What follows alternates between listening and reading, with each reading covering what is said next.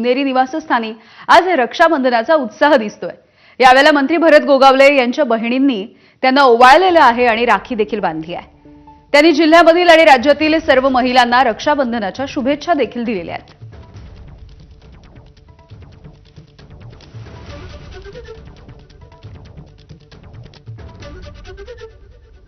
बहीण भावांच्या नात्याचा अतूट बंधनाचा हा क्षण आहे आणि आज माझ्या संपूर्ण महाराष्ट्रातील, माझ्या जिल्ह्यातील, माझ्या मतदारसंघातील तमाम सगळ्या बहिणींना माझ्या हार्दिक शुभेच्छा राहतील।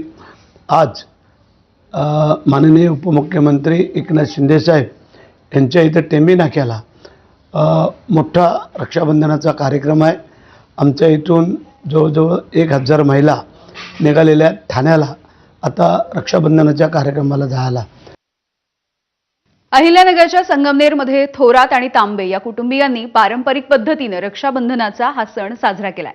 काँग्रेसचे ज्येष्ठ नेते बाळासाहेब थोरात यांनी संगमनेरमध्ये त्यांची बहीण दुर्गा तांबे यांच्या निवासस्थानी रक्षाबंधन साजरे केले। दुर्गाताई तांबे यांनी बाळासाहेब थोरात यांना औक्षण केलं आणि राखी बांधली, शुभेच्छा दिल्या।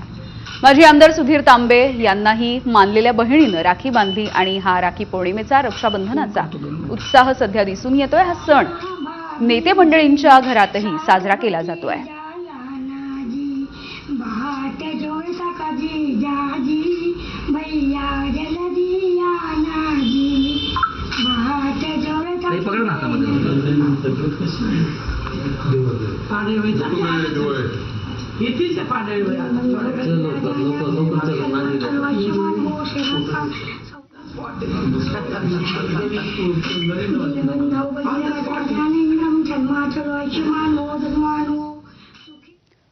मुंडे बंधू भगिनींनी रक्षाबंधन हा सण साजरा केलेला आहे। राज्याच्या पर्यावरण मंत्री पंकजा मुंडे यांनी त्यांचे बंधू राष्ट्रवादीचे आमदार धनंजय मुंडे यांना राखी बांधली आहे।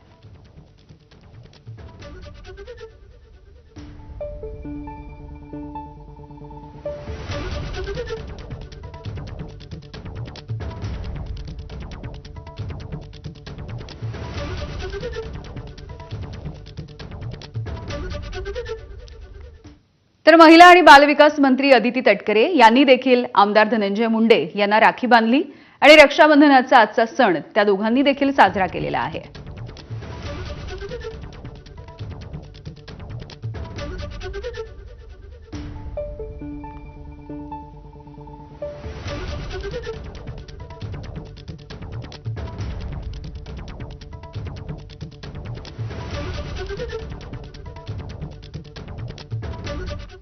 भावा बहिणीच्या पवित्र नात्याचा सण रक्षाबंधन आज संपूर्ण महाराष्ट्रासह देशभरात उत्साहात साजरा होतोय।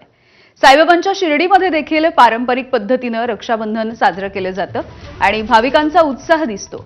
यावेळी साईबाबांच्या मूर्तीच्या हातावरही सुंदर अशी राखी बांधण्यात आली आहे। साईबाबांच्या मंदिर परिसरामध्ये भव्य राखीचं पूजन देखील पार पडलं।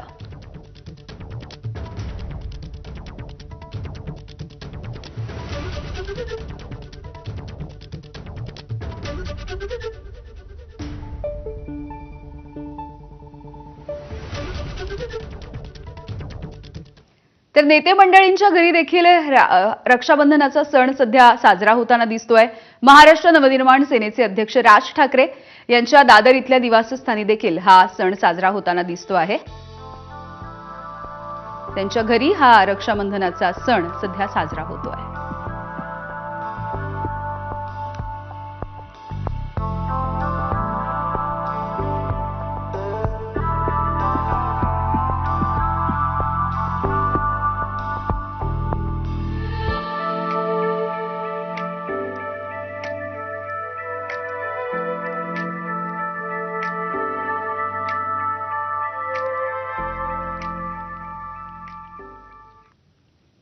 आणि यानंतर बुलेटिनमध्ये छोटासा ब्रेक। बघत रहा एबीपी माझा।